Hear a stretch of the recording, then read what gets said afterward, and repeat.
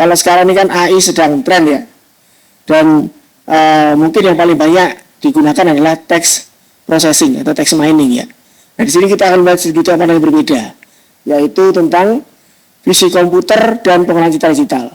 Apa itu? Nah, ini akan dibahas oleh masing-masing pakar di sini.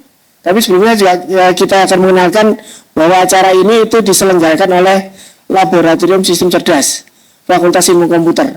Jadi sebenarnya di Fakultas Ilmu Komputer ini kita punya laboratorium ya, bidang riset yang berfokus pada artificial intelligence, dan pakarnya paling banyak ya. Jadi di antara laboratorium yang ada itu, laboratorium intelligence ini ada 30 dosen yang menguasai bidang-bidang tersebut. Termasuk di dalamnya ada perangkat-perangkat yang lumayan canggih ya. 4 buah komputer server Nvidia yang bernilai sekitar 50 juta ya, dan akan bertambah lagi jadi 8. Loh, 100 juta ya? Salah, 100 jutaan. 3 miliar itu lah TUB. Boleh lebih ya? Ternyata lebih hebat lagi ternyata. Salah informasi. Jadi yang pasti kita punya server-server yang bisa digunakan untuk training, digunakan untuk processing ya. Jadi kalau misalkan selama ini skripsi menggunakan Google Colab gitu ya, yang bisa jadi setiap 30 menit kita harus refreshing supaya tidak disconnect ya. Maka sebenarnya kalau memang membutuhkan komputasi power yang cukup besar, itu bisa kontak ke teman-teman mahasiswa yang di Laboratorium Cerdas untuk nanti minta akunnya. Ya, nanti bisa digunakan sampai selesai skripsinya atau penelitiannya. Jadi insya Allah cukup itu ya. Nah, kebetulan yang butuh processing power kayak gitu tuh ya ini, bidang fisik komputer dan pengolahan citra digital. Ya, makanya nanti di sini kita akan belajar apa itu fisik komputer dan pengolahan citra digital. Ya, yang pertama akan disampaikan oleh narasumber kita, yaitu Insinyur Agus Widodo STMSc, yang akan mengenalkan tentang apa itu machine learning. Ya, saya persilakan, monggo Pak. Baik, selamat pagi. Assalamualaikum warahmatullahi wabarakatuh. Yang saya hormati Bapak Ibu dari Lab KC, dan yang saya banggakan Bapak Ketua Lab KC, Profesor Dr. Eng Insinyur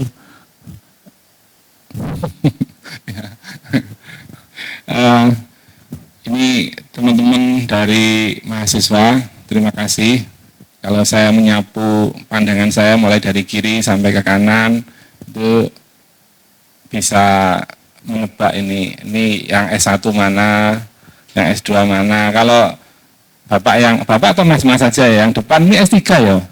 S3 ya, kelihatan kok ya. Biasanya beban hidupnya lebih tinggi itu kelihatan ya.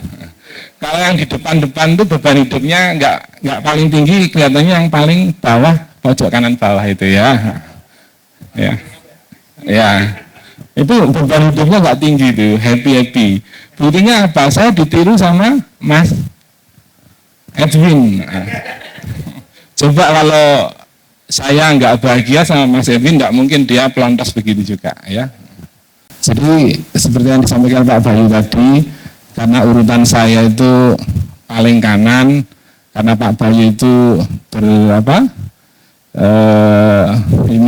agamis, jadi urutannya mirip kalau kita baca tulisan Arab, jadi paling kanan. Harusnya minumannya jangan minuman ubi fresh Pak, minumannya harus minuman yang agamis, enggak nutrisari.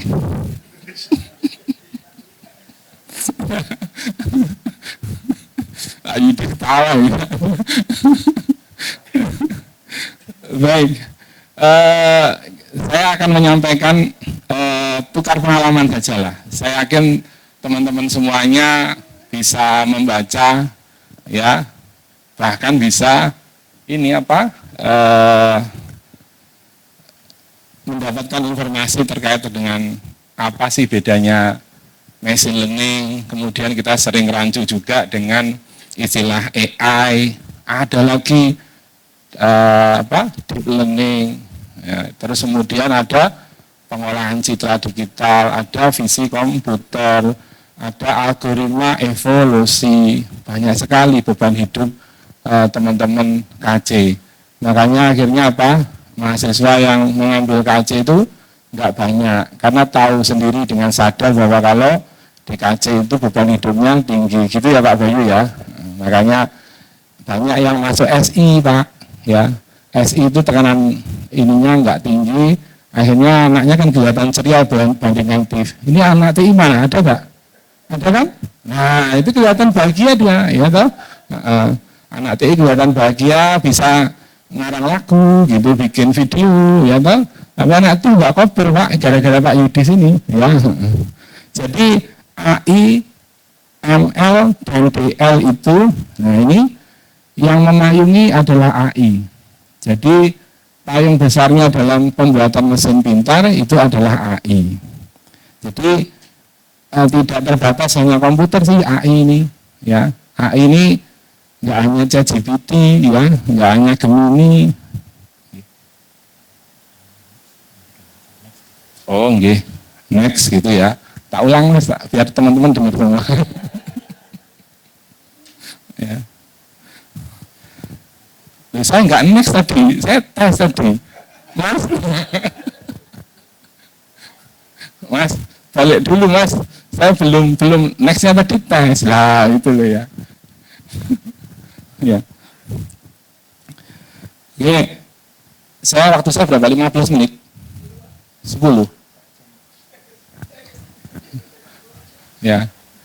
Nah, ML sendiri ini bagian dari AI. Jadi upaya di dalam membuat AI itu masuk menjadi ranahnya ML atau machine learning. Ya. Kemudian deep learning sendiri itu bagian dari ML, yaitu meniru cara kerja otak. Ya.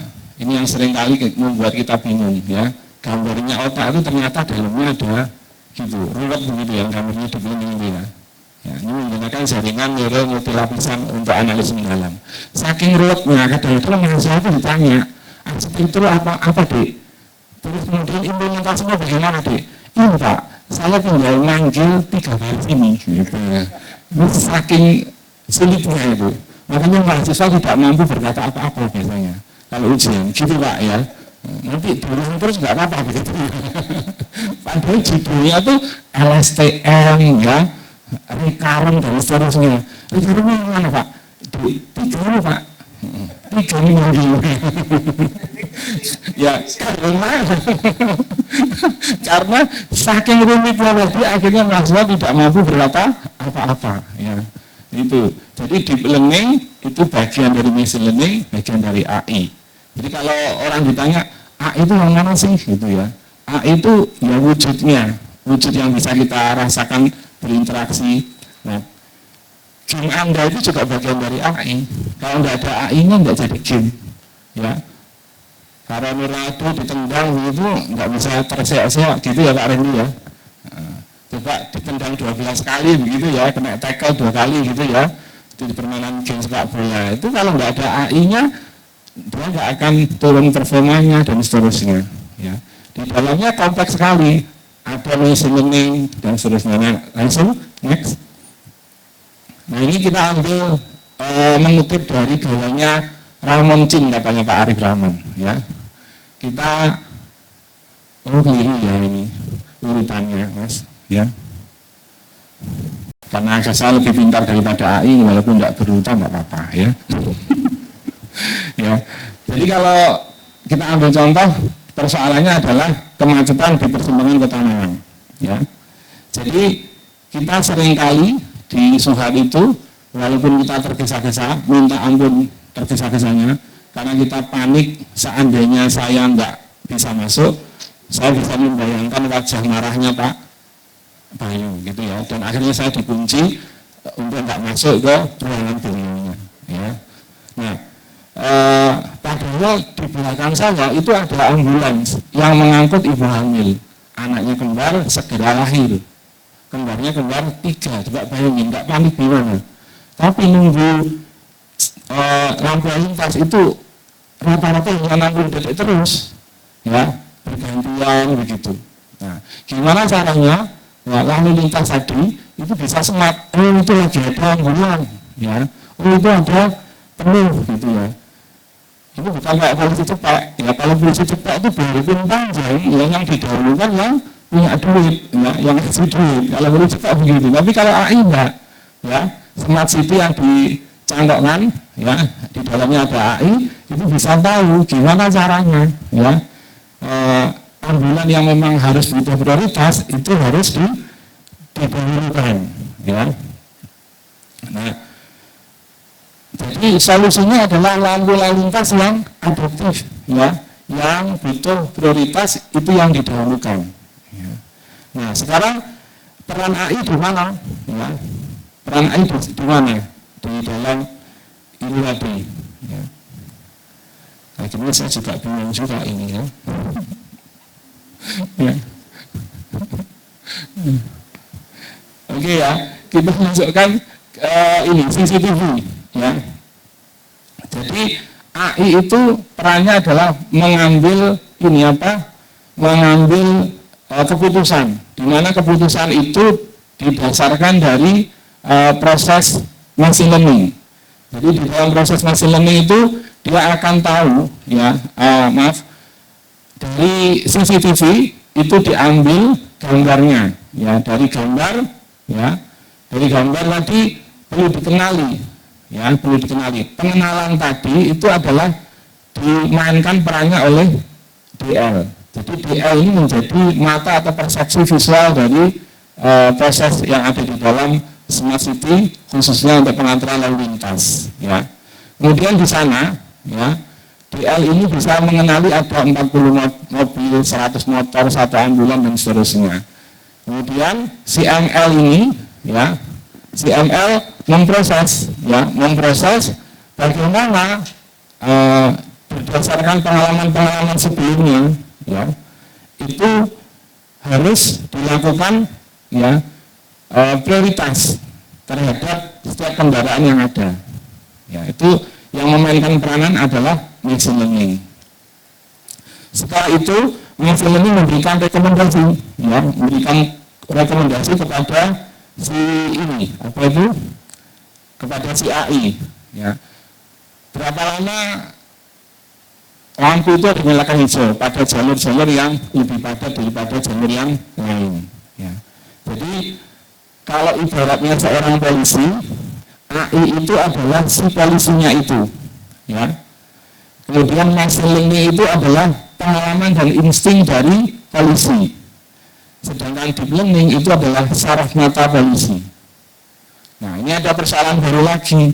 Kalau sudah ada seperti itu, nah, suatu saat pada pukul 2 di perempatan Malang itu 2 pagi ada ambulan yang meluncur cepat, ya. Kemudian misalnya deras, ya. CCTV tidak lagi mampu mengenali dengan baik kendaraan itu kendaraan apa, ya. Cuaca gelap, noise, ada rintikan-rintikan hujan, ya. Nah, kemudian masalahnya DL itu akan menghasilkan hasil yang baik kalau masukannya baik. Kalau masukannya buruk, maka DL akan memberikan luaran yang buruk. Kalau gambar penuh noise tadi dimasukkan, ya, maka akan menghasilkan keputusan yang jelek akhirnya. Gimana caranya? Maka butuh kehadiran pemrosesan citra digital. Dalam hal ini adalah restorasi data. Yang semula jelek, gambarnya penuh dengan noise, kemudian bisa dikenali dengan lebih jelas, ya. Sebenarnya pengolahan citra digital itu banyak sekali dimanfaatkan di dunia sekitar kita, ya. Citra itu membuat hidup kita menjadi lebih baik, ya, lebih indah lagi. Coba Pak Randy itu kalau nggak ada citranya apa yang terjadi, ya? Siapa Pak Randy itu? Nggak tahu Pak Randy itu, ya. Nah, makanya akhirnya Presiden kita itu penuh dengan pencitraan, ya. Ya. Nah, gambarnya itu terdegradasi ya. Nah, ini perannya Pak Randy nanti ada di sini nanti sama Pak Arif Rahman ya. Nah, kemudian ya misal ya dari sana restorasi dan pengerahan citra. Nah, gambar itu kadang-kadang tidak diperlukan ya, tidak diperlukan untuk selalu berwarna ya. Ada konversi yang harus dilakukan ya. Ada konversi grayscale, mengenali garis ya di dalam jalur-jalur lalu lintas ya, kemudian aspal ya, ambulan dan lain sebagainya. Bagi machine learning itu menjadi tidak penting ya, warna-warna yang nggak lebih penting daripada tanda-tanda yang ada. Nah, makanya butuh pemeriksaan citra digital seperti peningkatan kontras ya, kontras enhancement ya. Akhirnya dari kontras enhancement tadi didapatkan gambar yang lebih mudah untuk dikenali citranya. Jadi artinya di dalam alat kerja smart city yang utuh ya, itu kamera CCTV itu menangkap video buram gelap karena hujan, butuh restorasi citra ya, yang memang diperlukan oleh deep learning ya. Oleh karena itu butuh lagi pemeriksaan citra digital untuk mengubah hitam putih, menajamkan kontras supaya kita mengenal cirinya ya, bukan kita ya, supaya deep learning bisa mengenal ciri-ciri setiap objek yang ada ya, kemudian baru memaknainya ya. Memaknainya ini adalah tugas dari komputer vision ya. Jadi pemeriksaan citra digital itu masih menghasilkan titik-titik objek yang tidak ada maknanya. Dalam memaknai atau mengartikan gambar, kita butuh yang namanya komputer vision ya. Deep learning melihat dan mendeteksi satu ambulan. Jadi peran deep learning di dalam ini itu mewujudkan computer vision. Nah, ini ranah penelitiannya sudah banyak. Restorasi citra saja sudah bisa diteliti, pemeriksaan citra sudah bisa diteliti, computer vision apalagi ya. Baru kemudian machine learning menghitung data yang memprediksi jalur ini butuh prioritas hijau atau tidak berdasarkan kepadatan lalu lintas hari-hari waktu-waktu sebelumnya dan lain sebagainya ya. Baru kemudian terakhir si AI itu mengubah lalu lintas jadi hijau, memilih jalan pada ambulans atau mungkin kendaraan-kendaraan yang lainnya yang memang butuh prioritas. Kalau kelihatan Pak Randy ada di situ ya, mahasiswa kelihatan banyak di situ, oh ini lagi mau kuliah ya, siapa tahu berdasarkan data pembelajaran akhirnya ditemukan ya. Ditemukan ujung misalkan dari arah utara misalkan ya, kalau banyak kendaraan itu berarti mahasiswa lagi masuk kuliah, Bu Indri lagi nganter putranya ya, Bu Chandra lagi dipanggil Pak Tri misalkan ya. Nah itu itu dari arah sifat itu dibuat hijau dan lebih lama. Itu peran dari AI.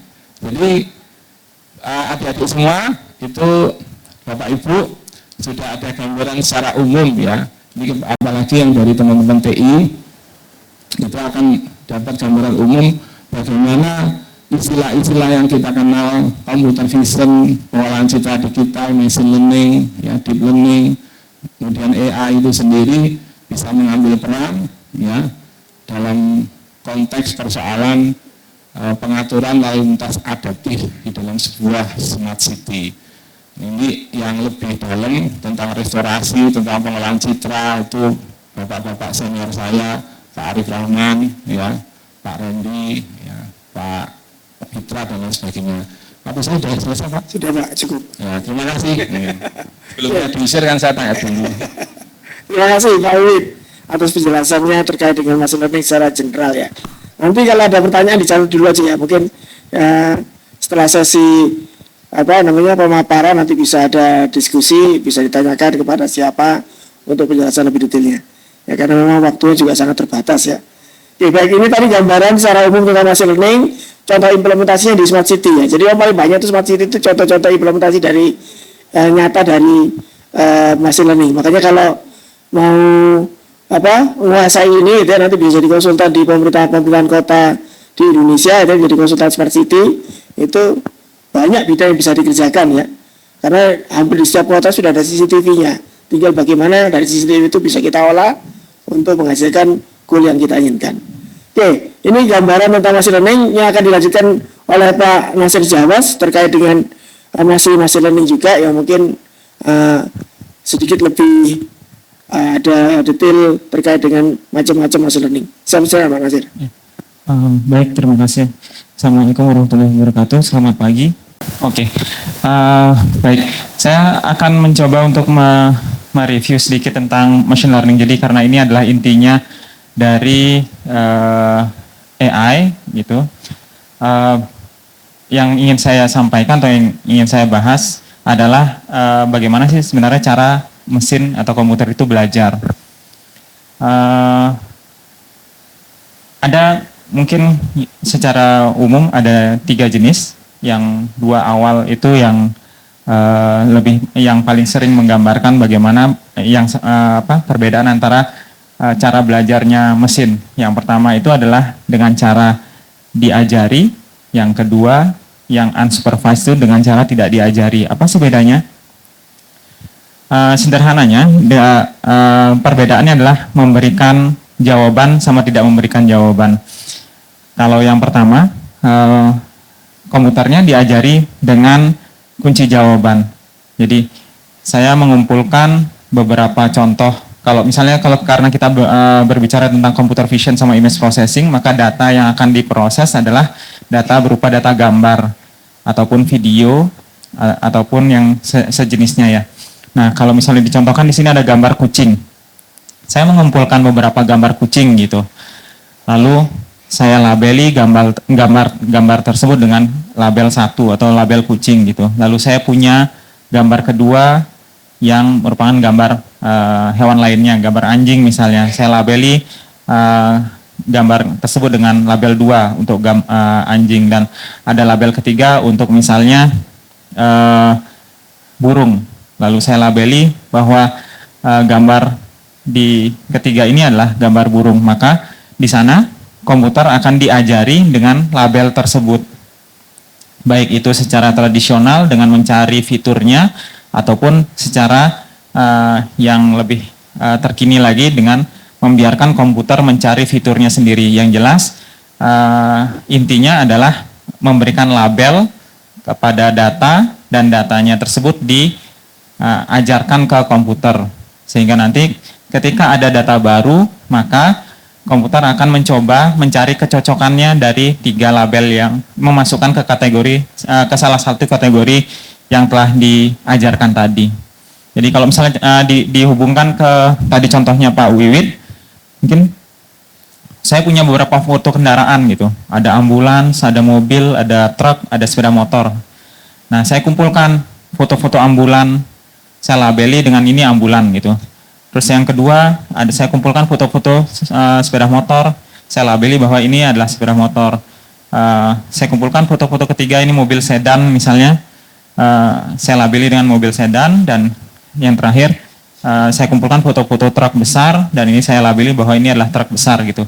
Sehingga sistemnya nanti dari data CCTV yang ada gitu bisa melabeli bahwa oh ini ambulans. Ambulan dikenali karena tadi sudah diajari bahwa ini ambulan seperti ini dengan label ambulan. Oh ini adalah sepeda motor, oh ini adalah sedan, oh ini adalah truk. Itu adalah supervised learning. Nah yang kedua adalah unsupervised, tidak diajari. Nah kalau di sini lebih ke pengelompokan data, bagaimana komputer dapat mengelompokkan data menjadi sebuah kelompok dengan kategori tertentu. Contohnya mungkin kalau misalnya yang paling gampang, yang paling mudah mungkin sering ditemui adalah kayak kalau di HP kita ada aplikasi foto gitu, terkadang tanpa diajari lagi mereka sudah membuat sebuah folder untuk orang tertentu gitu. Padahal kita tidak memperkenalkan ini ada orang namanya siapa, tidak memperkenalkan, tapi karena kita sering punya fotonya, mungkin kalian sering foto keluarga gitu. ada suami, istri, anak gitu.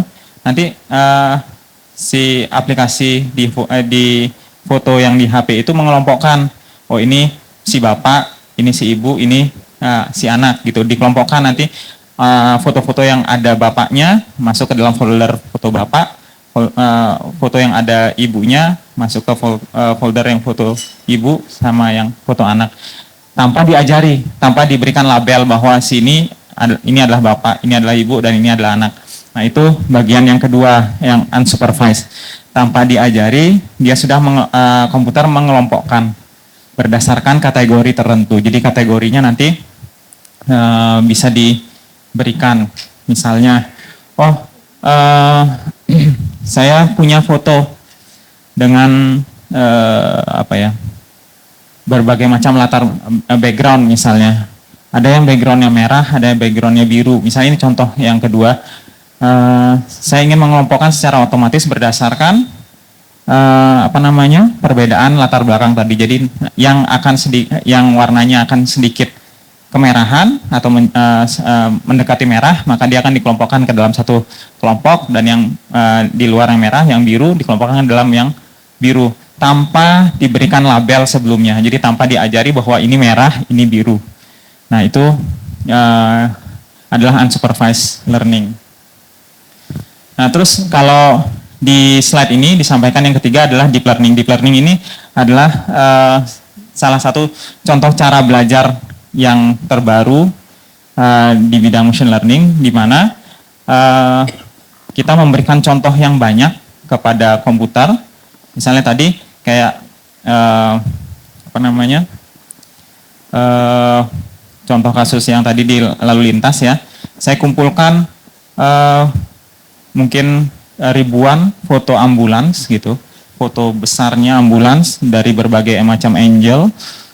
Lalu saya berikan foto sepeda motor juga banyak sekali gitu, dan saya serahkan ke komputer untuk di training dengan cara memberikan seluruh gambar itu masuk ke dalam komputer, dan komputer mencari sendiri fiturnya.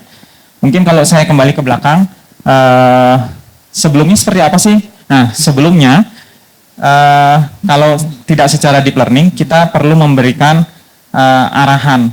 Kita menulis algoritmanya, fitur apa yang bisa membedakan antara sepeda motor sama mobil misalnya. Oh, kalau sepeda motor rodanya ada 2, orangnya ada di luar gitu. Maka kita mencoba menuliskan algoritma untuk mendeteksi ada nggak orangnya di luar, rodanya ada berapa, dan segala macam. Itu cara lama.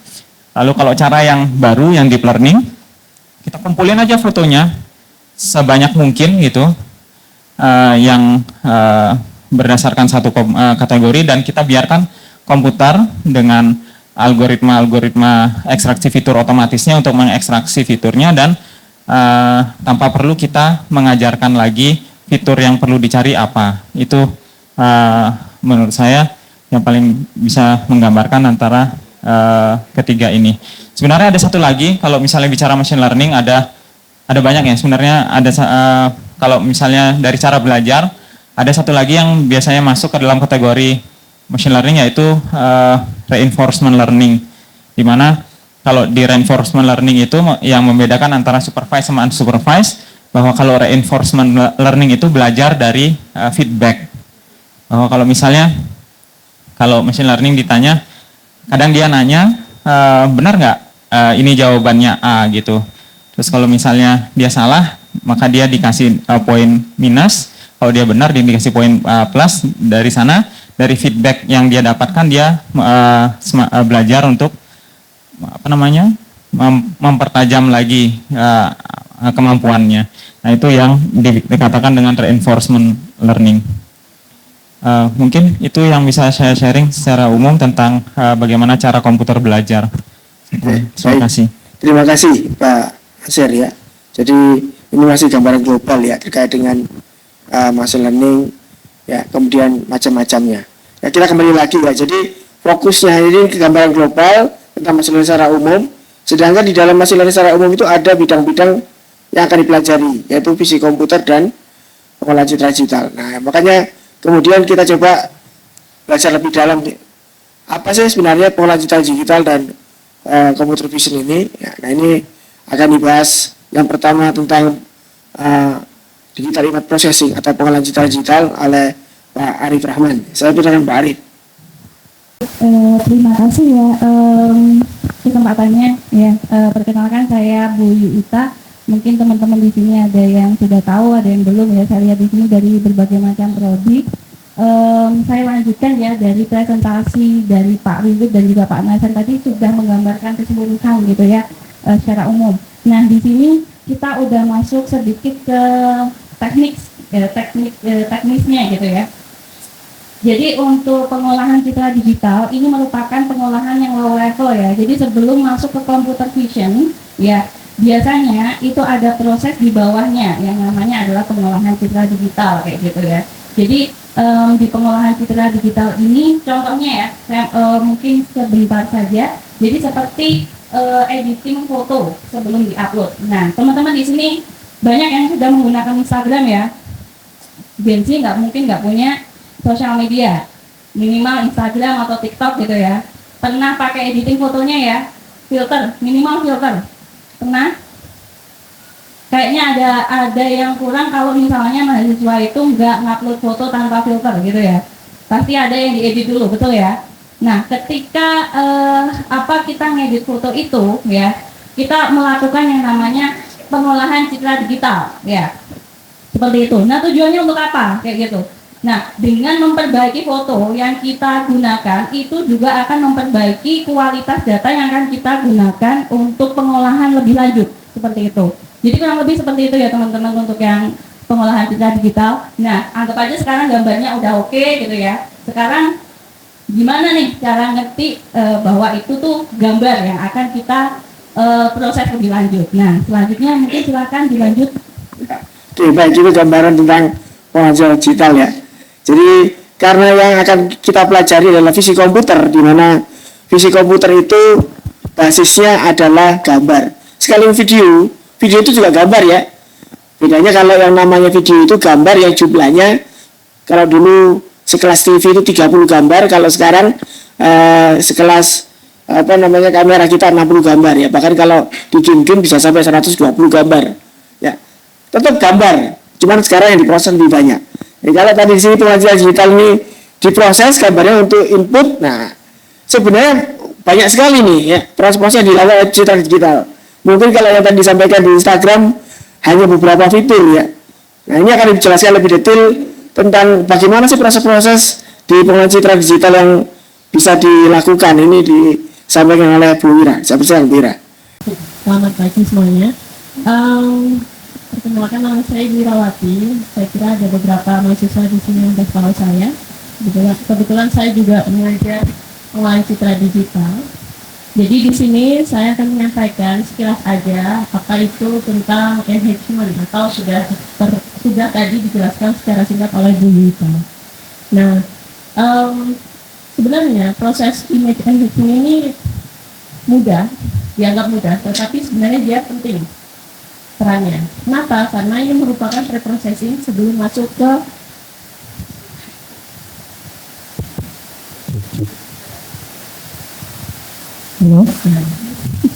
sebenarnya agak dibilang gampang, tetapi juga dia memiliki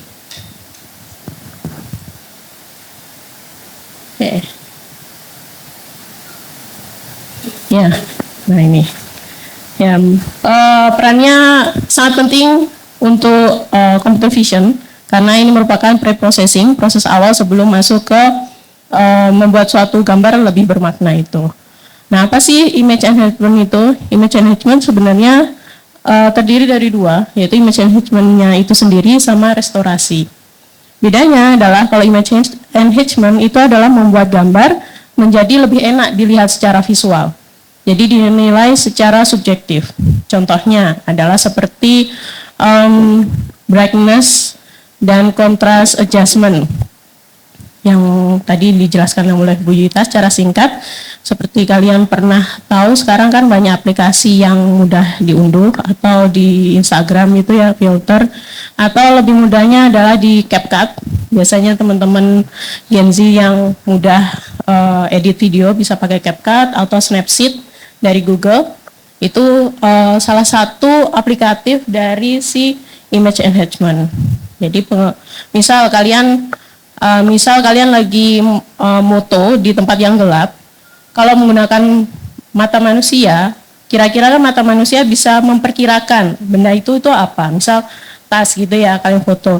Oh, ini kira-kira tas nih. Tapi gimana kalau dinilai oleh mata kamera? Mereka tidak bisa terbaca objek itu. Nah, oleh karena itu kita butuh namanya image enhancement itu. Memperbaiki gambar yang kurang jelas menjadi lebih jelas gitu. Kemudian contoh kedua adalah untuk restorasi ya. Restorasi itu untuk mengembalikan gambar ke kondisi aslinya. Itu dinilai secara objektif. Jadi contohnya adalah seperti image blurring. Kalau kalian punya image yang blur, itu dijadikan image asli menjadi lebih terang menggunakan super resolution dan lain-lain. Atau ada lagi noise. Contoh nyatanya adalah mungkin di gambar medis, CT scan atau MRI, seperti yang di bawah itu ya, kalau kalian pernah tahu gambar medis, itu kan biasanya awalnya gelap, tapi kadang juga ada noise berupa titik-titik. Berarti di situ ada proses dua, yaitu proses enhancement di mana brightness adjustment itu, dan juga the noising. Jadi menghapus noise titik-titik itu menjadi lebih bersih gitu. Ada lagi restorasi lainnya seperti image inpainting, kalau kalian pernah tahu. Jadi kayak misal kalian punya foto lama yang terlipat-lipat atau rusak.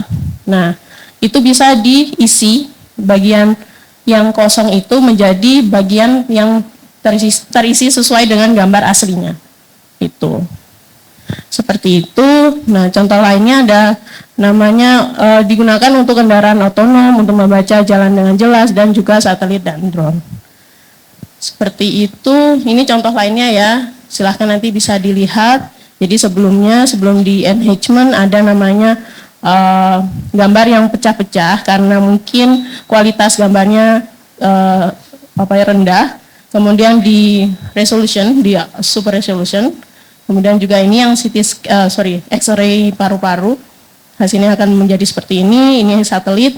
Dan yang selanjutnya yang mungkin teman-teman yang sering gunakan filter di aplikasi. Seperti itu. Ini selanjutnya akan digunakan diproses ke bagian computer vision untuk menjadi gambar itu memiliki makna.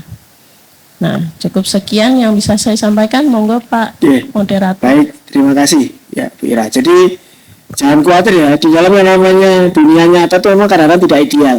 Bahkan perangkat pun tidak harus yang mahal gitu ya. Dengan perangkat yang ada ternyata ada proses-proses yang bisa memperbaiki citra dan digunakan sebagai proses pembelajaran. Bahkan gitu ya, ketika nanti data-datanya itu kurang gitu ya, hanya dapat sedikit gitu ya. Nah, ini ada proses-proses yang bisa kita lakukan. Yaitu nanti akan dijelaskan oleh Pak Randy dengan proses augmentation. Saya pesan Pak Randy. Oke, bismillah. Selamat pagi, assalamualaikum warahmatullahi wabarakatuh. Ini saya izin di depan ya Bu, Pak. Jadi saya melanjutkan pembahasan tentang ini mengenai augmentasi data. Jadi saya, karena di sini teman-teman kan banyak dari prodi TI ya. Jadi saya akan coba menjelaskan ini dengan bahasa bayi gitu ya. Nah, jadi machine learning itu ya, itu kan seperti tadi bukan Pak. Oke, machine learning tadi dijelaskan oleh Pak Nasir. Itu kan ibaratnya itu seperti kita mengajari seorang anak kecil gitu. Anak kecil ini ibaratnya adalah sebuah model. Nah, sebelum model ini diajari, maka ibaratnya ini adalah seorang anak kecil yang masih belum mengerti apa-apa, gitu ya. Nah, kemudian kita lakukan training, kita sebagai orang tua kita ngajari. Nah, ini loh buah apel, gitu ya. Ini buah pisang, ini buah mangga dan seterusnya. Nah, lama-kelamaan setelah kita training seperti itu, suatu hari kita tunjukkan ini buah apa, dia bisa menjawab, kan kayak gitu ibaratnya. Nah, di sini contoh saya adalah di sini saya ibaratkan ada anak kecil yang kita ajari berhitung. Nah, 1 tambah 2 itu sama dengan 3 gitu. 1 tambah 3 sama dengan 4 dan seterusnya. Sehingga begitu suatu hari kita tanya, nak berapa 1 tambah 5? Dia bisa jawab 6 kayak gitu. Nah, tetapi kalau cara mengajari kita itu hanya sederhana saja, terlalu sederhana, maka suatu hari kalau misal kita tanya, nak berapa 2 tambah 1? Dia bingung. Artinya dia belum paham konsep penjumlahan. Padahal sebenarnya kan 2 tambah 1 sama dengan 1 tambah 2 sama dengan 3 gitu ya. Nah, maka permasalahan di sini yang kita sebut dengan overfitting. Yaitu kalau data yang kita kasih itu terlalu sederhana. Sehingga pengetahuan yang dimiliki oleh si anak ini juga sangat sederhana, sangat terbatas. Nah, maka bagaimana caranya supaya si anak ini lebih pinter? Ya maka kita tambahi data latihnya, kita ajari dia dengan 2 tambah 1, 3 tambah 1, 3 tambah 2, gitu ya, 5 tambah 4, dan seterusnya. Nah, semakin lengkap, semakin baik data latih kita, maka si anak ini akan semakin cerdas, kan begitu. Nah, maka ini gambarannya kalau di machine learning, itu misalnya kita mentraining sebuah model itu dengan gambar-gambar wajah hewan, ada wajah hewan anjing, kucing, beruang dan seterusnya. Nah, maka kalau misalnya data latih yang kita berikan itu misalnya orientasinya itu hanya lurus-lurus aja seperti ini. Wajah anjingnya, wajah kucingnya, wajah beruangnya itu lurus-lurus saja. Maka begitu nanti suatu hari si model itu kita kasih dengan gambar kucing yang agak-agak miring seperti itu, dia bingung, loh ini hewan apa? Hewan kucing, anjing, beruang yang saya tahu selama ini itu wajahnya lurus semua, nggak ada miring-miring. Begitu wajahnya dikasih miring, dia bingung. Nah, itu juga gambaran suatu kondisi namanya overfitting, di mana itu terjadi karena data latih kita itu terlalu sederhana, variasinya, jumlahnya mungkin terlalu sedikit juga, sehingga di situ si modelnya itu menghafal pola data yang sederhana tadi. Nah, maka bagaimana caranya supaya si modelnya itu bisa mengenali hewan yang wajahnya miring-miring seperti ini? Nah, maka ya kita miring-miringkan juga datasetnya, data latihnya, kayak gitu. Nah, itu yang kita sebut dengan augmentasi. Jadi, ada augmentasi yang kalau yang tradisional itu ada 2 jenis, geometrik dan fotometrik. Kalau geometrik itu kita miring-miringkan, kita flip seperti itu, jadi kepalanya mungkin kalau seperti ini agak kurang masuk akal ya, tapi it works gitu di machine learning. Kemudian kita miring-miringkan, kita rotasi ke kiri ke kanan sekian derajat, kemudian kita crop, kita translate dan seterusnya. Itu geometrik. Kalau fotometrik itu kita ubah nilai pikselnya, kita buat lebih terang, lebih gelap, kita ubah kontrasnya, saturasinya, warnanya dan seterusnya. Nah, kemudian dari dataset yang tadi jumlahnya sedikit, setelah kita ubah-ubah seperti ini, jumlahnya menjadi lebih banyak. Nah, semuanya itu kita trainingkan lagi, sehingga dengan kita training dengan data yang lebih lengkap ini, si modelnya akan menjadi lebih baik, lebih pintar kayak gitu. Gambarannya seperti itu.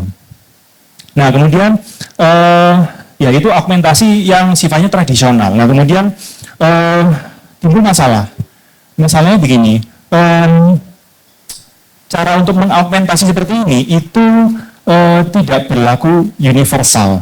Misalnya untuk dataset kucing dan hewan-hewan ini misalnya yang baik adalah merotasi misalnya, dan kemudian mengubah menjadi lebih cerah, lebih gelap misalnya. Tapi untuk dataset yang lain, mungkin metode buat mengaugmentasinya yang optimal itu berbeda. Nah, sehingga beda dataset itu metode augmentasi yang optimal itu bisa berbeda-beda. Nah, maka kemudian kita kepikiran, bisa nggak kita kalau bikin sebuah model machine learning juga yang membantu kita mengatasi ini.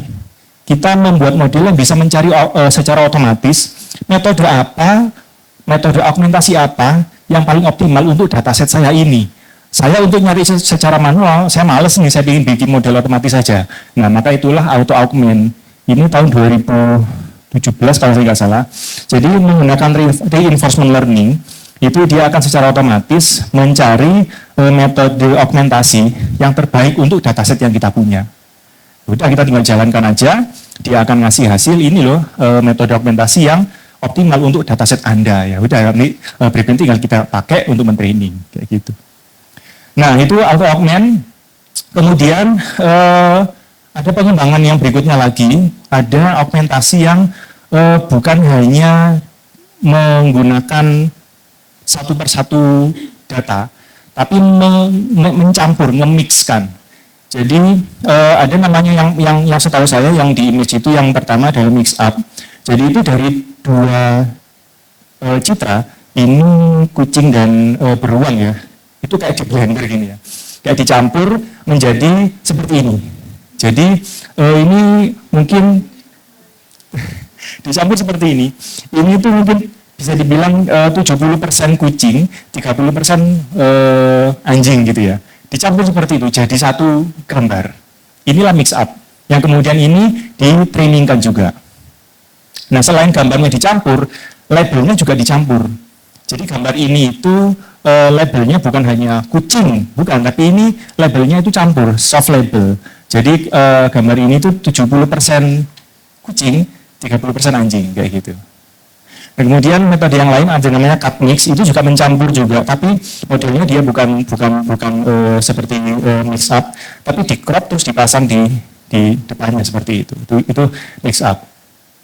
Kemudian yang terakhir augmentasi itu di pengembangan selanjutnya lagi itu ternyata tidak hanya bisa diterapkan di fase training saja, tapi bisa juga diterapkan di fase testing atau inference, namanya test time augmentation.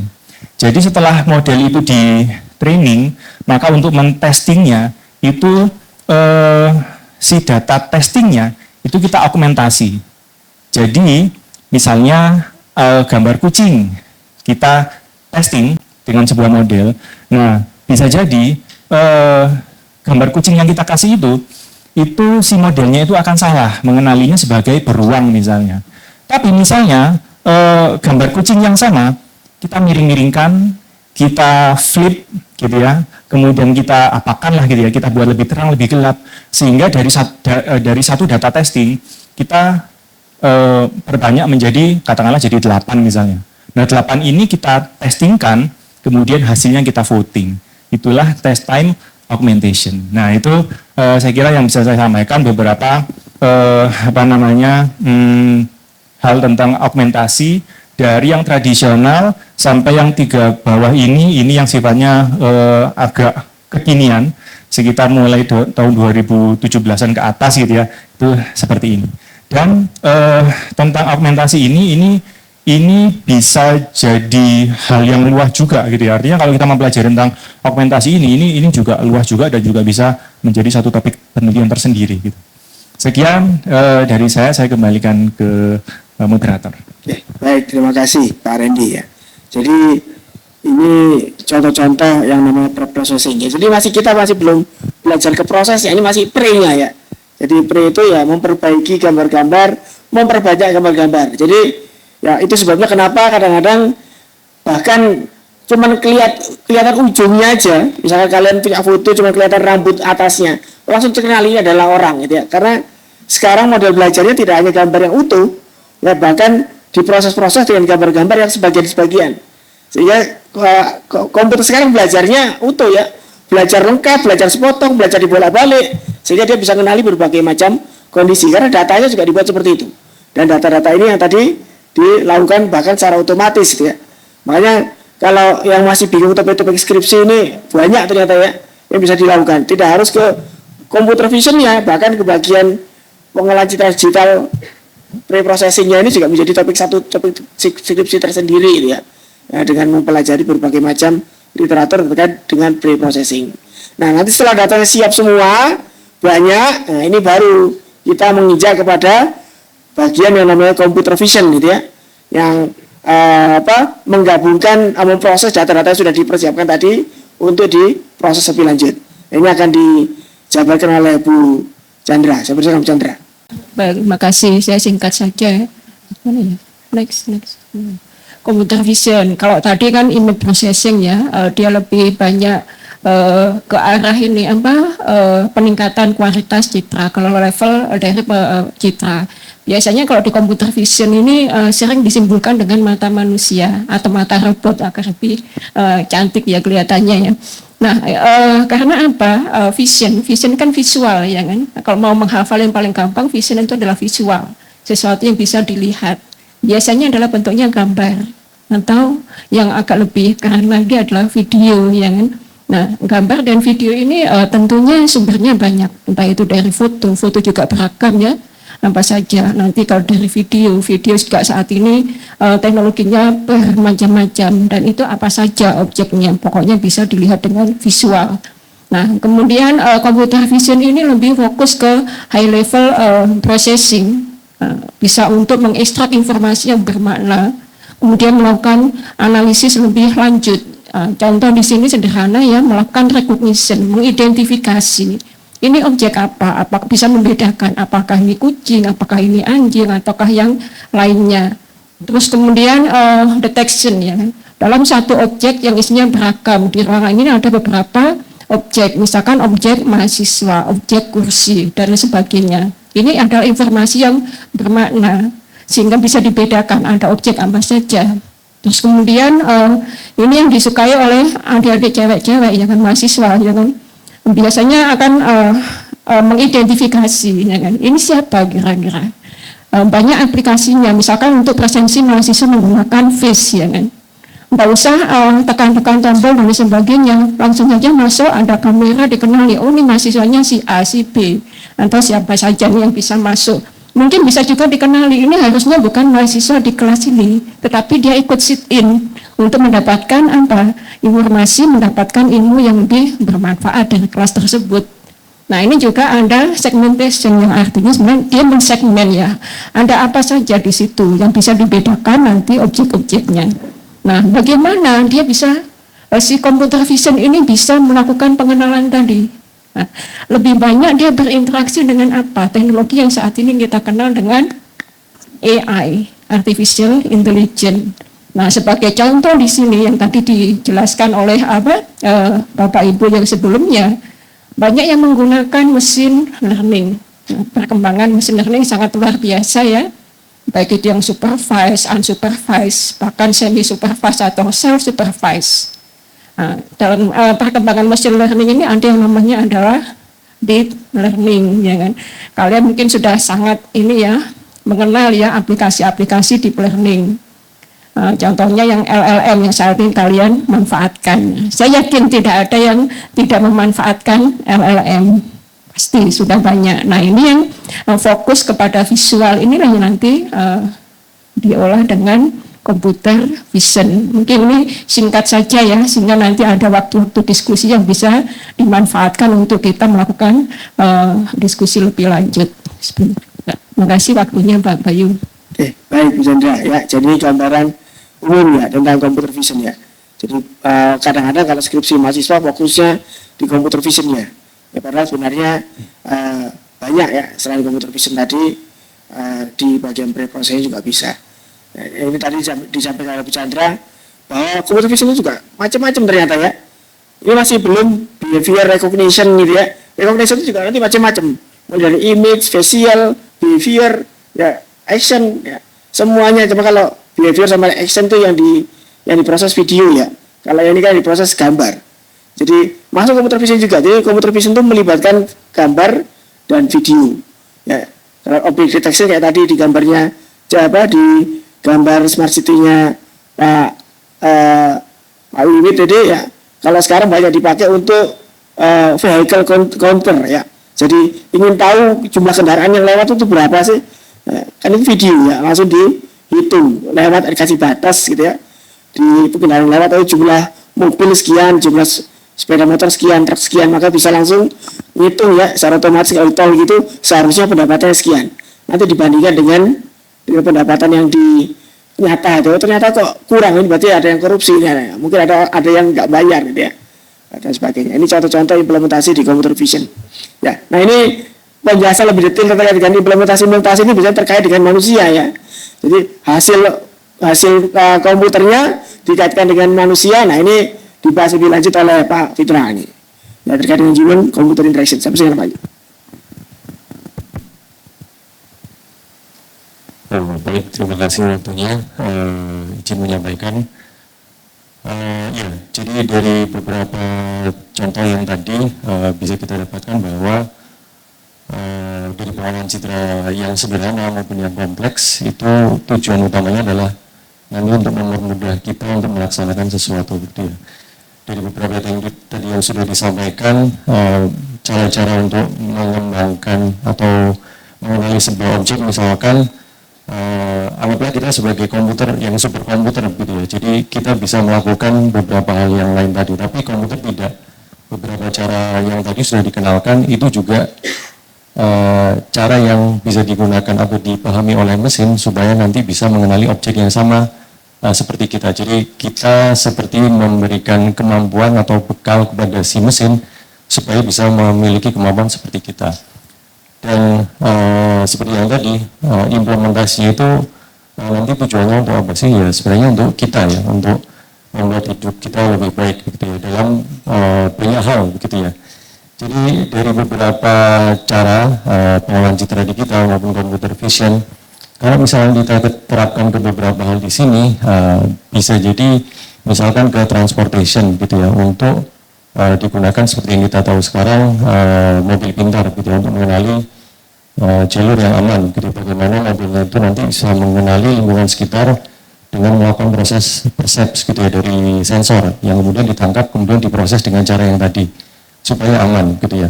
Selain itu juga mungkin bisa jadi kalau misalnya nyetir sendiri kemudian akan ada proses deteksi menggunakan computer vision untuk mengenali keadaan si pengendara gitu ya, apakah ngantuk atau tidak gitu, itu bisa juga dikenali dengan computer vision untuk misalkan memberikan semacam alert gitu ya, oh ini sedang ngantuk gitu ya, sudah 3 kali microsleep seberapa detik, nah itu bisa di alert untuk istirahat gitu ya, istirahat gitu ya. Nyetir, istirahat, nyetir lagi sampai tujuan gitu ya. Jadi bisa memberikan alert seperti itu.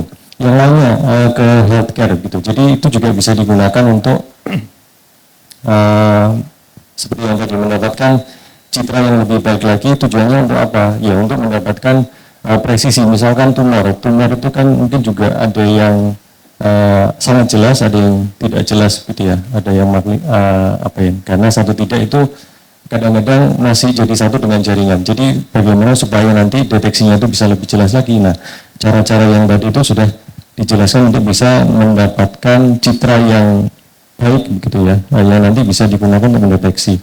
Yang lainnya lagi di bagian education, nah ini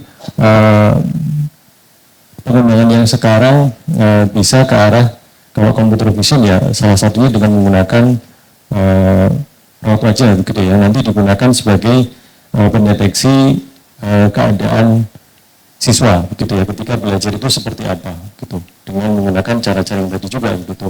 Misalkan untuk mendeteksi seberapa fokus seseorang ketika belajar pada sebuah materi, misalkan materinya sulit begitu ya, struktur data misalkan atau algebra linear, kalkulus seperti itu, apakah kemudian pada bagian materi itu memang membuat siswa itu disengage gitu ya, atau susah gitu, atau di skip seperti itu. Jadi itu pun juga bisa digunakan sebagai analisis bagaimana materi itu nanti akan dirancang. Jadi bentuknya atau pengembangan atau analisis selanjutnya yang bisa dilakukan itu bisa bermanfaat banyak bagi pengembangan materi, atau mungkin mahasiswa nanti juga mendapatkan manfaat, materinya itu bisa lebih humanis bila tidak banyak rumus matematikanya seperti itu. Kemudian di psikologi misalkan untuk deteksi kesehatan mental pun juga sama, mungkin kita bisa menggunakan berbagai macam. Kalau dalam hal ini mungkin kita juga akan menggunakan bagian dari wajah kita untuk mengenali keadaan mental, misalkan melalui videolog gitu ya, bagaimana seseorang itu menyampaikan keadaannya melalui videolog, kemudian dianalisis dalam beberapa waktu, kemudian akan diberikan hasilnya sebagai informasi tambahan untuk psikolog begitu ya, tidak untuk memberikan hasil akhir, tapi itu pembahasannya akan berbeda lagi ya nanti, karena kalau mesin juga diberikan kemampuan untuk memberikan keputusan, perlu dikaji gitu ya, apalagi yang terkait dengan manusia dan sebagainya. Kemudian terkait dengan human computer interaction, yang terkait dengan gestur, misalkan untuk yang tunawicara begitu ya, bagaimana kita bisa memberikan berkomunikasi tapi bisa dideteksi dari hand sign begitu ya, dan kemudian tentu koneksinya dengan yang lain itu juga bisa, misalkan dengan NLP, bagaimana hand sign yang kita buat kemudian bisa menjadi sebuah kalimat gitu, yang kemudian akan bisa digunakan untuk komunikasi dua arah lebih baik lagi gitu. Yang terakhir tadi ini juga yang terkait dengan arts begitu ya, banyak sekali implementasinya untuk image restoration, kemudian juga mungkin pernah lihat video yang zaman dahulu, kemudian ada gambarnya, ya ada ya, maksudnya ada warnanya, maaf, ada warnanya, kemudian misalkan akan digunakan untuk proses restorasi, misalkan di candi, jarang ke candi, enggak ya, ya ke candi, misalkan candi yang ada di Malang gitu, ada bagian yang hilang gitu ya, yang hilang ini kemudian kalau direstorasi ini seperti apa, kita bisa mengambil pattern-pattern dari corak candi yang lainnya untuk kita di restorasi gitu dengan digital gitu, sehingga nanti kita bisa buat potongan yang hilang ini karena diambil kemudian dijual mungkin ya, saya juga kurang tahu, itu kemudian bisa ditambahkan di situ gitu. Jadi prosesnya kurang lebih tetap ada sensor untuk menangkap data, kemudian ada pre-processing tadi secara tradisional maupun secara computer vision, kemudian tetap kita memerlukan teknik tadi yang sudah dijelaskan oleh pembicara sebelumnya, machine learning, computer vision, kemudian aplikasinya yang mungkin nanti akan bermanfaat bagi kita untuk hal yang lebih baik lagi gitu. Mungkin itu dari saya, terima kasih. Oke, baik, terima kasih Pak Itra ya. Jadi itu ya dari awal sampai kemudian diproses, kemudian masuk ke dalam implementasi ya. Dan cuma memang sebenarnya kaitannya dengan kita itu apa gitu ya. Nah, ini kan sebenarnya topik-topik ini menarik gitu ya untuk teman-teman, baik itu nanti untuk penelitian, untuk skripsi atau bahkan untuk bikin perusahaan sendiri gitu ya. Setelah lulus ngambil dari sini, wah ini ternyata peluangnya banyak. Nah, ini insight-insight terkait dengan gambaran-gambaran terkait dengan prodi kita itu bisa mengarah kemana. Nah ini akan dijelaskan oleh Bu Yuta. Silakan Bu Yuta. Baik, mungkin saya keliling aja ya Pak, boleh ya? Ya, soalnya saya melihat banyak yang menundukkan kepala, sepertinya juga mencari informasi apa yang disampaikan Bapak Ibu dosen di depan melalui chat GPT, begitu ya. Saya mencoba untuk bertanya mungkin ya, Mbak dari prodi apa? Teknik informatika. Kira-kira ini semester berapa sekarang? Semester 6. Mengapa hadir di Neural Talk ini, Mbak? Untuk mengikuti kuliah pengganti dari mata kuliahnya Pak Wiwi. Oh, ada mata kuliah pengganti. Terus apa yang didapatkan, Mbak? Kira-kira kalau ini kan kalau dari teknik informatika ya, apalagi mengambil spesifik di bidang sistem cerdas, berarti AI ini itu adalah otaknya dari sistem gitu ya. Jadi mereka harus bisa membuat algoritma itu dari scratch gitu ya. Maksudnya pemahamannya itu nggak hanya menggunakan library aja atau model yang sudah well known aja, tetapi dia harus paham alurnya, pipeline-nya harus jelas mulai dari akuisisi data sampai deployment-nya itu seperti apa gitu ya. Nah, dari sekian banyak Bapak Ibu dosen tadi menyampaikan, kira-kira apa yang didapatkan, Mbak? Mungkin yang saya dapatkan untuk dari mungkin untuk yang saya dapatkan untuk selama materi hari ini, mungkin tadi yang sudah dijelaskan terkait apa itu tentang AI dan mungkin dia itu kalau di dunia nyata itu seperti apa, dan mungkin implementasi AI atau machine learning itu sendiri dalam dunia nyata itu bisa digunakan di mana, misal untuk smart city dan lain sebagainya. Mungkin seperti itu Bu, kurang lebih. Apa yang menarik Mbak dari belajar computer vision dan pengolahan citra digital ini? Menurut saya menarik dari tentang computer vision ini tuh bisa untuk diterapkan di mata kuliah Smart City sih. Ada mata kuliah? Ada. Untuk diterapkan mata kuliah di Smart City ya. Kalau di TI itu gimana Mbak penerapannya? Untuk sekarang saya masih lagi melakukan research begitu. Jadi mungkin masih mencari tahu sih gimana ya. Oke, masih mencari tahu. Jadi nanti bisa belajar banyak juga dari Pak Wiwi tadi. Pak Wiwi tadi contohnya smart city juga gitu ya. Jadi nanti secara teknis bisa dijelaskan lebih lanjut oleh Pak Wiwi gitu ya. Nah itu ya penghubungan AI dengan hardware ya. Jadi kalau computer vision ya, karena tadi dijelaskan oleh Bu Chandra itu ibaratnya itu mata kita. Nah, gimana mata ini itu bisa bertindak seperti mata manusia. Kita kan kalau mengenali objek ya udah tahu aja gitu ya. Kita bisa mengenali dengan baik. Tadi Bapak Ibu dosen menjelaskan gimana komputer itu bisa membaca atau mengenali objek seperti mata kita mengenali itu dengan cepat gitu ya. Oke, baik. Selanjutnya, kalau menghubungkan AI dengan hardware atau IoT bisa dari teknik komputer juga ya. Ada teknik komputer di sini? Nggak ada. Oke, Mas dari jurusan? Teknik informatik. Informatika, banyak TV-nya. Mbak? Informatika. Oh, informatika juga. Kalau ini nggak tanya saya ya. Iya, Mas, silakan. Dari teknik komputer, nah ini menarik. Tergabung di grup Vision juga, Mas? Vision untuk robot humanoid ya? Enggak juga. Enggak juga.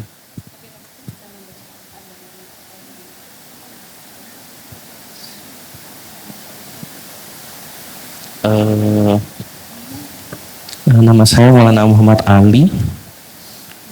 Panggil Ali aja bisa. Untuk kalau di teknik komputer, termasuk saya pribadi, saya di digital image processing. Fokus skripsi saya juga digital image processing. Jadi, tapi saya fokusnya itu digital image processing sama wireless communication karena fokus riset deskripsi saya itu image processing yang gimana bisa mengkuantisasi gambar supaya ukurannya lebih kecil dan bisa di blok supaya kirim masing satu-satu dari ujung device ke device yang lain pakai komunikasi LoRa gitu. Itu untuk kalau digital image processing, tapi saya nggak terlalu fokus di AI-nya. Nah, saya hadir di acara ini itu mau tahu aja bagaimana kalau misalnya ada fokus di AI-nya itu bagaimana gitu. Oh, justru ini pertanyaan dari proyek skripsinya gitu ya. Bagaimana untuk mengatasi masalah kuantisasi pada citra sehingga bisa disampaikan melalui wireless itu dengan lebih efektif kayak gitu ya. Lebih cepat, lebih efisien dan juga efektif. Nanti ini pakarnya Pak Arif Rahman, Mas. Nanti dijawab oleh beliau ya. Baik, ada prodi lain? Oh, ada yang senior. Mohon maaf Bapak. Ya, dari S3 Ilmu Komputer yang panggil. Mungkin bisa memberikan pandangannya terkait dengan mungkin bidang riset yang sedang ditekuni atau penerapannya yang selama ini mungkin Bapak pernah kerja mungkin di tempat kerja menerapkan computer vision dan pengembangan strategi kita mungkin bisa dibagikan Bapak. Terima kasih. Saya ikut kegiatan ini sebetulnya ingin belajar juga para dosen-dosen yang ada di UB, kemudian yang mengetahui insight baru. Kebetulan memang cuman saya tidak pernah, kebetulan saya juga dosen sih sebetulnya, dosen di Probolinggo, belum pernah ngajar vision sih, cuman topik disertasi saya fokusnya ke vision. Jadi kebetulan sementara calon doktornya adalah Prof. Fitri sama beberapa teman, sehingga ketika ada topik yang menarik saya coba ikut, mungkin nanti akan dapat banyak insight dari penelitian saya yang lebih diarahkan sebetulnya untuk ini klasifikasi penyakitikan. jadi penyakit ikan yang itu nanti diklasifikasikan sesuai dengan apa penyakit yang ada gitu. Jadi sementara masih menyusun proses lisensi ya dengan bimbingan para dosen-dosen yang ada di UB. Terima kasih. Oke. Terima kasih banyak Pak.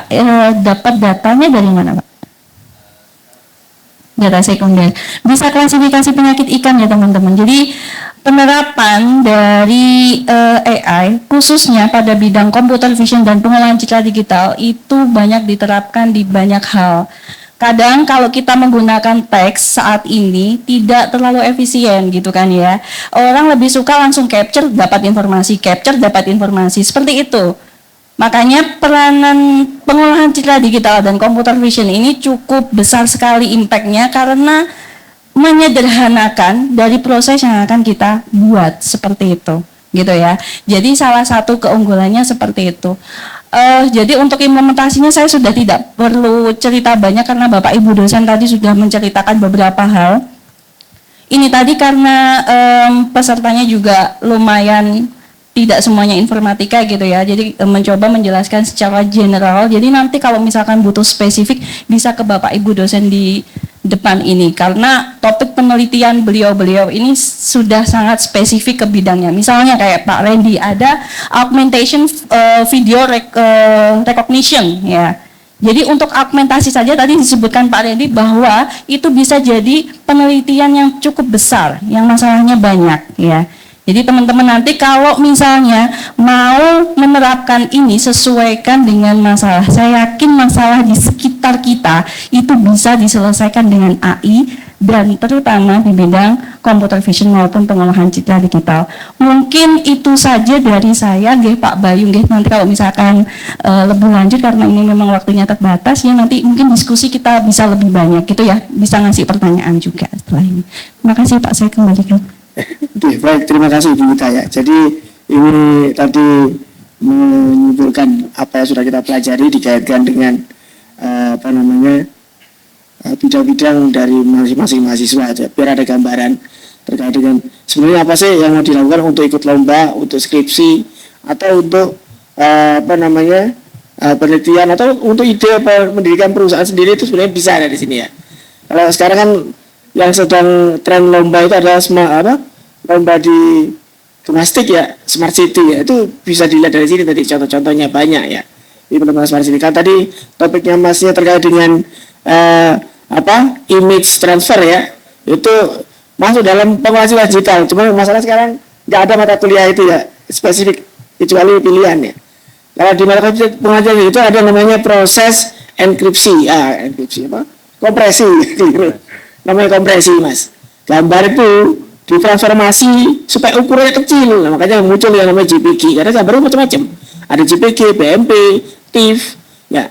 Nah, kenapa kok ini pakai JPG? Karena dia punya proses kompresi yang bagus ya, lossless compression. Nah itu gimana nanti ketika dikirimkan datanya itu ukurannya kecil, tapi butuh sampai diperbesar lagi, direstorasi lagi, gambarnya lebih bagus. Jadi itu metode-metode yang dipakai di komunikasi ya, gimana caranya mengirimkan dengan data sedikit mungkin, tetapi hasil yang diterima itu lengkap. Nah itu dipelajari juga sebenarnya di pengolahan citra digital. Dan nanti bisa dijelaskan lebih lanjut oleh Pak Arif saya kira ya. Oke baik, kita menginjak pada sesi tanya jawab ya, diskusi gitu ya. Kira-kira tadi dari yang sudah dipaparkan ini ada nggak gambaran-gambaran yang tidak dipahami atau mungkin butuh masukan ide gitu ya. Misalkan, Pak saya mau bikin skripsi seperti ini, kira-kira apa yang dilakukan dan gitu ya, atau mau ikut lomba ini seperti apa gitu ya. Nah ini bisa ditanyakan ya, silakan nanti mengangkat tangannya, kemudian disebutkan nama, NIM dan prodinya gitu ya. Nanti pertanyaannya apa, kalau mau spesifik diarahkan kepada dosen tertentu dipersilakan ya, kalau misalkan enggak ya nggak apa-apa, nanti biar nanti masing-masing dosen juga bisa memberikan jawabannya. Saya persilakan. Oh, dari Tekon dulu tadi ya, yang terkait dengan skripsi kuantisasi gambar untuk transfer, mengirimkan gambar ke titik lain dengan LoRa itu. Dari sudut pandang image processing, solusinya bagaimana itu?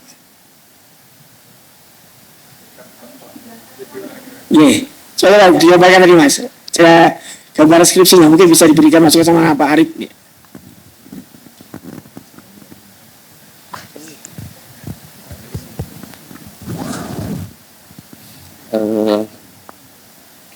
Jadi konteks di skripsi saya itu kita ambil gambar raw dari apa?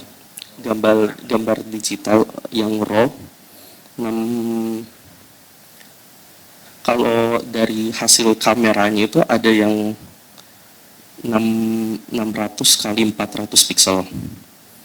Nah kan hasil gambarnya itu raw, bukan yang raw RGB, betul-betul raw itu. Jadi kan file ukurannya besar. Nah, karena fokus skripsinya itu bukan fokusnya di 3 topik, digital image processing, wireless communication karena pakai yang radio pakai LoRa, sama sama fault tolerant fokusnya. Jadi buat gambar 600-400 pixel itu dibuat bagaimana bisa sekecil mungkin, terus diblok per berapa byte gambarnya, dibuat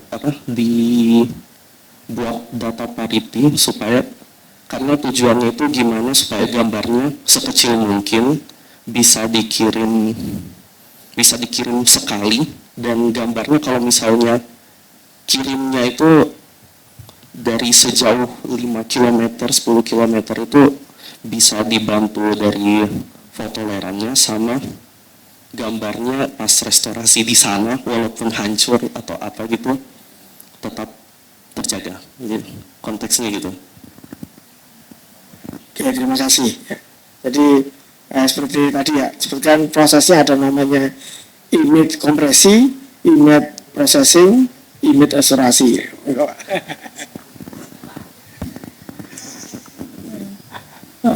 Terima kasih. Siapa Mas namanya? Mas Maulana ya. Sebetulnya yang Anda tanyakan itu tidak atau bukan merupakan bagian dari image processing. Itu adalah digital multimedia. Jadi bagaimana sebuah data menjadi lebih kecil itu kan pasti ada pemrosesannya. Sehingga itu bukan bagian dari sini gitu. Jadi kalau citra digital itu adalah bagaimana memperbaiki sebuah citra. Dan perkembangan sekarang itu adalah bagaimana citra itu diubah menjadi sebuah fitur-fitur tertentu sehingga bisa diproses lebih lanjut. Nah, topik yang Anda lakukan itu dari gambar besar menjadi gambar kecil itu banyak contoh-contohnya, misalkan jadi GIF itu ada rumus tertentu, kemudian jadi JPEG itu banyak fungsi di sana ya. Yang saya nggak bisa cerita di sini karena banyak gitu ya, sehingga ada yang lossless dalam artian gambar ketika diubah sudah tidak bisa dikembalikan lagi ke semula. Tapi ada beberapa hal yang memang dipertahankan. Visual kita mengatakan ya gambarnya sama aja, tapi gambarnya jadi lebih kecil gitu aja.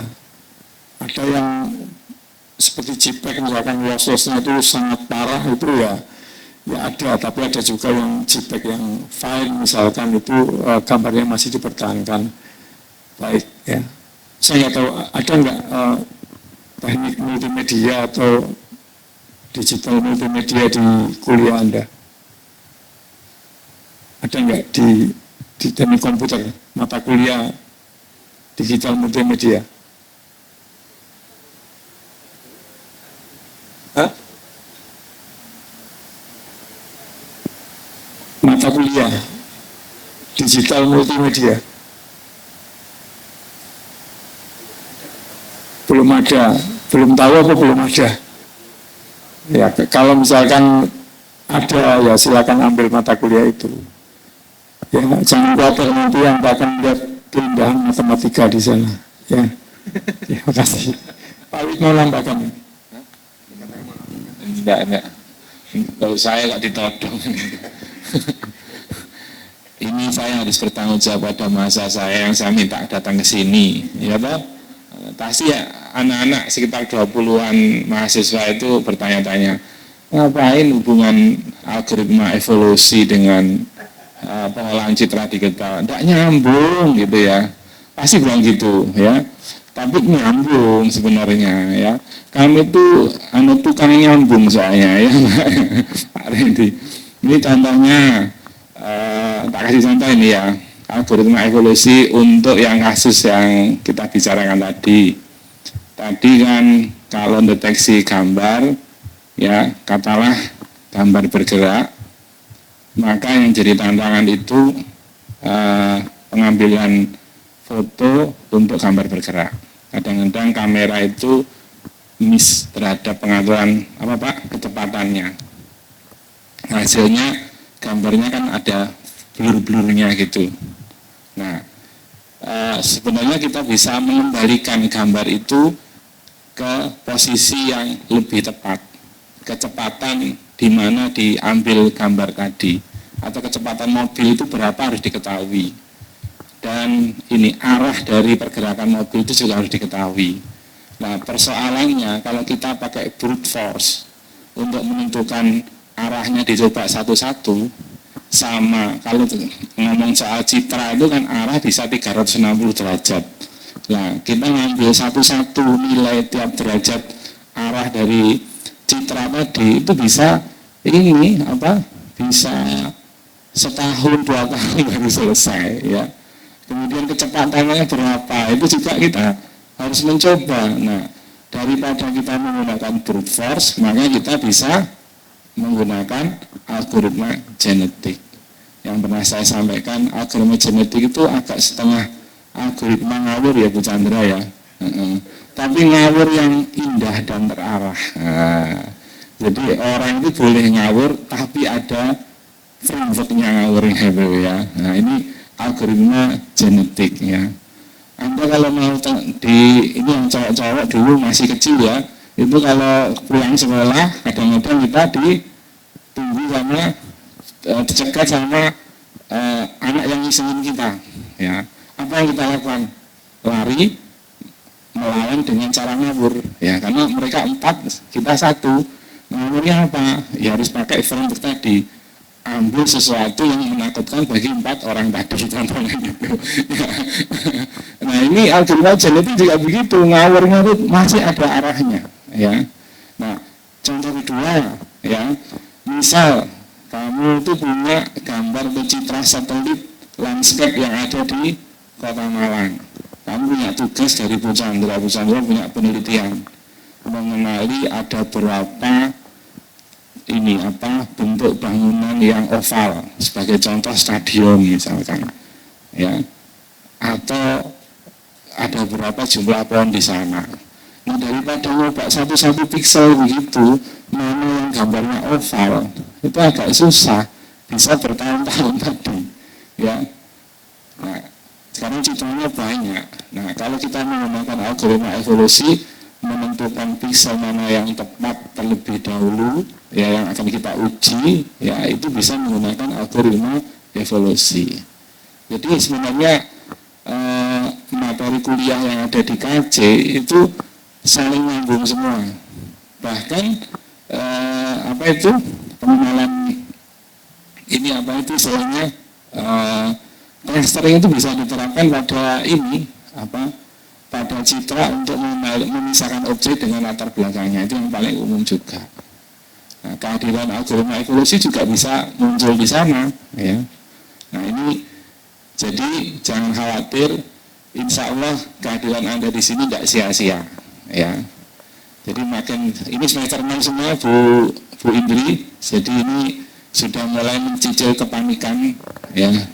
Kepanikan judul ini enggak dapat ini, insya Allah semua ibu-ibu di sini sama bapak-bapak di sini ya itu bersedia semuanya untuk jadi dosen pembimbing ya, bersedia semuanya. Kadang-kala Anda itu overthinking ya, Aku nggak mau, misalnya salahnya Pak Arif juga. Tadi kan sudah bilang silahkan Anda menikmati keindahan matematika gitu.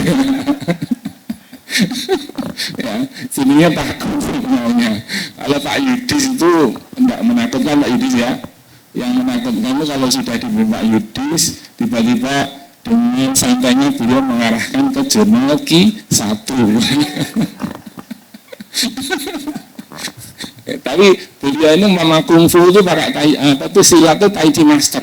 Jadi anak itu kalau digiring itu enggak merasa kalau dia digiring ke arah cobaan hidup yang paling berat gitu ya, nggak terasa dia beloknya itu smooth gitu Pak Yudis itu ya, itu pakai algoritma evolusi juga ya. Monggo adik-adik semuanya, ini mumpung adik-adik di sini yang semester 6, yang teman-teman dari adik-adik mahasiswa dari TI, nanti TI-nya ya nggak usah gini deh ya, waduh kalau pengolahan citra digital itu susah ya, pakai matematika semua ya enggak. Anak TI enggak begitu, nanti anak TI itu membandingkan teknologi yang mana yang tepat untuk ini pengenalan ambulan di gitu ya. Jadi enggak usah ikut-ikut Pak Yudis matematika ya. Yuluan itu Pak Yudis, ya Pak Yudis ya. Yulu itu apa Pak artinya? Ya, you only lose one. Jadi kalau nyari hanya satu kali saja. Yang pertama dulu Pak. Pada yang pertama itu. Oh, pandangan pertama meyakinkan. Itu kayaknya curhatan hati Pak Bayu. Jadi kalau nyari jodoh itu ketemu langsung sekali aja langsung dapat gitu ya Pak ya. Dulu gitu ya Pak ya. Itu saja kalau saya kok guyon terus dari tadi ya. Makanya saya bilang ini yang paling banyak tekanan ini teman-teman semuanya ya. Ya, kelihatan kok. Ya, nggak senyum basic ya. Bu sana itu Bu Chandra, apalagi Pak siapa? Pak Fitra itu hidupnya nggak tertekan gitu loh. Kayaknya tak ajak ke lantai, jangan banyak-banyak ke lantai 5, saya bilang gitu. Kalau di lantai 5 itu tekanannya dari langitan itu besar. Lantai 7 itu menekan ke lantai 5. Lantai 6 ya, apalagi kan tidak biasa ya, itu tekanannya luar biasa karena makhluk halus. Mungkin ini dari saya, terima kasih. Baik, makasih ya gambarannya. Nah, kita mana nih buat Mas apa tadi namanya? Mas Maulana ya. Jadi sebenarnya nggak harus matematika Mas. Citra itu basisnya adalah frekuensi gambar warna ya, namanya histogram. Di dalam histogram itu kan sinyal tuh Mas. Nah, kamu belajar ya tentang sinyal transformation. Jadi nanti ada yang namanya DCT, FFT dan sebagainya. Sehingga gambar itu yang ukurannya besar itu jadi kecil, cuman digambarkan dengan satu persamaan. Nah itu yang dikirimkan sinyal persamaannya. Selesai Mas. Matematika ya. Ya nggak kata matematikanya gambar Pak, sinyal. Saya ngomong matematika sinyal itu enak. Saya ngomong di sini jangan macam di sini. Kok di sian. Ya tapi gimana juga ya namanya komputer itu fakultas ilmu komputer ya. Komputer ngitung ya Mas. Kalau nggak suka ngitung masuk fakultas ilmu komputer, beratnya salah jurusan ya. Bukan sastra komputer. Oh sastra komputer. Oke, baik silakan kalau ada yang mau ditanyakan. Ya mau Mas.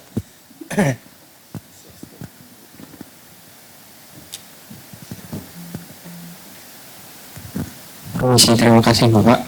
Perkenalkan nama saya Martin Sakaria dengan NIM 1500111111101. Saya dari Prodi Teknik Informatika semester 2. Nah, untuk yang tadi ada pertanyaan utama yang terpikirkan di saya itu ketika Randy memaparkan materi terkait image processing dan spesifiknya tadi yang penasaran itu saya di proses augmentasi. Nah, untuk dari image processing sendiri kan sebenarnya saya masih sangat awam Pak. Nah, saya itu penasaran di bagian mix augmentation. Nah, di situ kan kita menggabungkan beberapa image menjadi suatu image baru yang mana nanti kita menciptakan soft label baru dengan mungkin presentasi dari label-label lainnya gitu. Nah, saya bingungnya kenapa menggunakan metode itu, apa pengaruhnya terhadap akurasi dari model tersebut? Karena kalau saya yang berpikir solusinya itu adalah mungkin seperti memperbanyak data terkait suatu label sehingga labelnya bisa menjadi lebih akurat. Nah, saya bingungnya kenapa harus melakukan mix augmentation itu, Pak. Terima kasih. Gimana jawabnya ya? Ya, jadi metode yang tadi, yang mix tadi, itu tergolongnya ke ini, augmentasi yang sifatnya agresif. Jadi kalau yang sebelumnya tadi, yang cuma muter-muter, nge-flip itu realistic augmentation. Nah, kalau yang mix tadi, itu sudah tergolong ke dalam agresif augmentation. Jadi dari gambar asli itu kan kalau dari visual kita melihatnya kan tidak realistis ya, dan dua gambar dijadikan satu, kemudian ada yang di crop dari gambar pertama ditaruh di gambar kedua, itu kan juga tidak realistis gitu ya. Nah, kalau dari awalnya kenapa misalnya ya, kenapa kok bisa kepikiran seperti itu yang mengusulkan metode itu? Nah, saya juga kurang tahu juga kok bisa menemukan metode seperti itu. Tapi itulah bagaimana orang meneliti, mencoba-coba, ternyata it works gitu ya. Nah, artinya mungkin dalam hal ini salah satu poinnya adalah bahwa yang tidak realistis bagi kita itu ternyata bisa sangat efektif untuk AI, untuk komputer gitu. Dan dalam hal ini bentuk data yang tidak realistis seperti itu ternyata bagi komputer itu sangat membantu untuk mempelajari ketidakteraturan data yang ada di dunia nyata gitu, karena di dunia nyata itu banyak hal yang tidak terstruktur, tidak teratur seperti itu. Maka dengan kita mengaugmentasi citra kita sedemikian rupa dengan mencampurkan jadi satu tadi, itu rupanya menjadi sangat efektif, dan itu sudah sangat banyak diterapkan yang tadi mix up dan cut mix, dan itu sebenarnya masih banyak lagi variasinya. Nah, ternyata mengaugmentasi dengan cara yang agresif seperti tadi, yang secara visual kita itu tidak realistis, ternyata itu banyak membantu meningkatkan meningkatkan akurasi dari model. Dan itu sampai sekarang setahu saya itu masih banyak yang meneliti. Jadi untuk mencampurkan dua gambar tadi, bahkan tidak tertutup kemungkinan juga menggabungkan mungkin 3 dan seterusnya gitu. Sehingga mungkin kesimpulannya adalah bahwa dengan kita memberikan melatih model kita dengan suatu ketidakteraturan, maka selama labelnya tadi masih dijaga ya, tadi 30% berulang, 70% ini kucing gitu. Nah, dengan seperti itu dengan kita latih sekian ribu atau sekian ratus ribu citra, itu akan bisa membantu meningkatkan akurasinya si model tadi gitu loh. Ya mungkin gitu, mungkin yang saya jawab. Ya, terima kasih untuk pertanyaannya, Mas. Oke, baik Pak Randy atas jawabannya. Oke, baik, karena waktu sangat terbatas ya, udah jam 11 kurang 5 menit. Jadi ada waktu 5 menit untuk melakukan presensi dan feedback gitu ya. Sebagai informasi juga bahwa yang namanya kecerdasan buatan tidak hanya masalah visi, tidak hanya masalah gambar dan video ya. Termasuk yang sekarang lagi tren itu adalah masalah teks gitu ya. Algoritma yang sering dipakai di LLM, algoritma yang sering dipakai di ChatGPT ya, namanya large language model. Nah, kita tunggu ke seri-seri berikutnya. Jadi nanti yang namanya ini Neural Talk ini itu insya Allah diadakan tiap pekan, tiap Jumat, setiap pekan ya, dengan topik-topik yang berbeda-beda yang masih terkait dengan AI ya. Karena AI itu kan luas.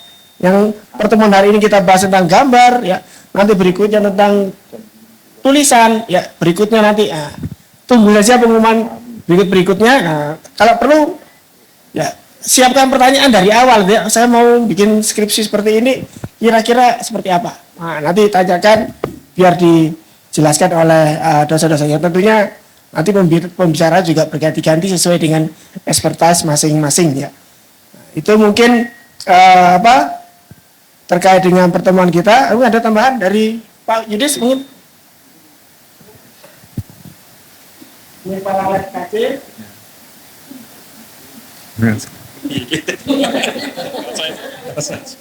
Ya, jadi sekarang tuh topik AI, computer visions, LLM dan lain-lain itu sangat hype gitu ya. Dan saya juga yakin bahwasannya demand di luar itu juga semakin tinggi. Ya, salah satu contoh indikatornya itu adalah banyak yang tadinya backgroundnya itu bukan AI, itu di sosial media jadi superstar gitu. Malah cuma ngepron gitu aja dianggap sebagai ahli AI gitu. Nah sekarang itu banyak yang bermunculan seperti itu ya. Karena apa? Karena di Indonesia juga kurangnya partisipasi yang ahli AI beneran untuk terjun di masyarakat gitu. Dan itu menunjukkan bahwasanya kita itu sedang banyak demand untuk itu, dan kedepannya saya pikir juga seperti itu ya. Sekarang itu sedang hotnya seperti AI agent ya, AI untuk membantu berbagai macam task gitu. Memang mempermudah, dan bagi masyarakat awam, orang awam itu nampaknya seperti mempermudah gitu ya.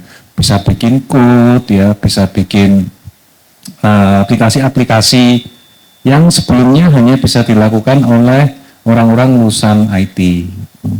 Nah, tapi saya pikir ya itu juga celah gitu, celah nampaknya saja jadi gitu, tapi mereka tidak tahu dasarnya.